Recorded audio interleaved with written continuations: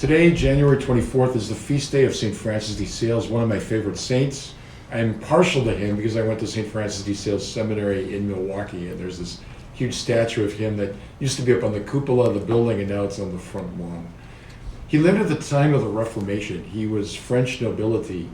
His father wanted him to become a lawyer, and he learned how to fence. He was presented at court. He learned to ride a horse, all the things that French upper-class people did at the time. So he's being really cultivated for this other sort of life.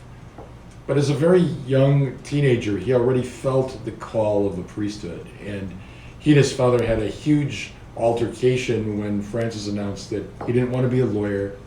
He didn't want the life that his father had laid out for him, that God was calling him to be a priest.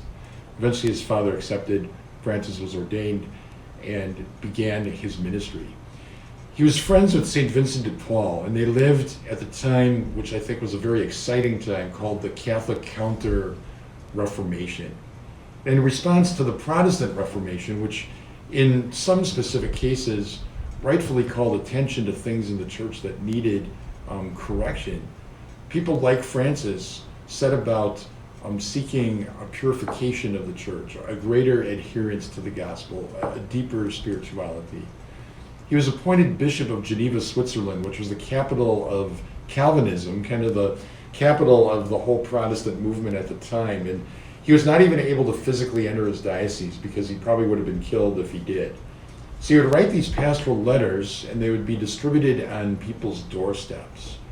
And in those letters, he articulated in a gentle and yet very powerful way the beauty, the truth, the goodness of the Catholic faith. He did these famous public debates with Protestant leaders, and in every single instance, at the end of the debate, the Protestant would convert to Catholicism or come back to the church if he had left. So persuasive was Francis de Sales. He helped Jane Frances de Chantal found the Visitation Order. He wrote really a foundational spiritual text called Introduction to the Devout Life.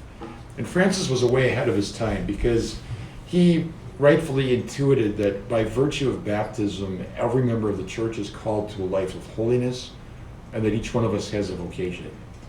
And that our vocations are different. And he said, you can't expect a businessman who's the father of 6 children to have the same spirituality as a Trappist monk.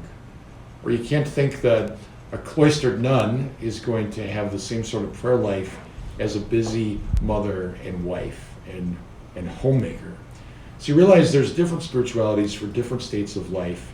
And he went even further and realized that each one of us has our own temperament, our own personality, and that God speaks to us. So he really prefigured the beautiful insight of the Second Vatican Council that talked about this universal call to holiness, but also kind of the psychological facets of spirituality and of being holy, that God speaks to us through our particular charisms, our gifts, our personalities.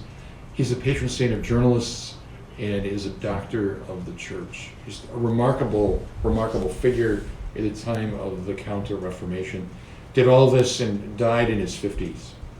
So whenever I read the lives of the saints, you see all these amazing things that they did, and then you realize at the end that they died when they were 32, or they died when they were 54. And it begs the question for me, what have I done in the time that God has given me?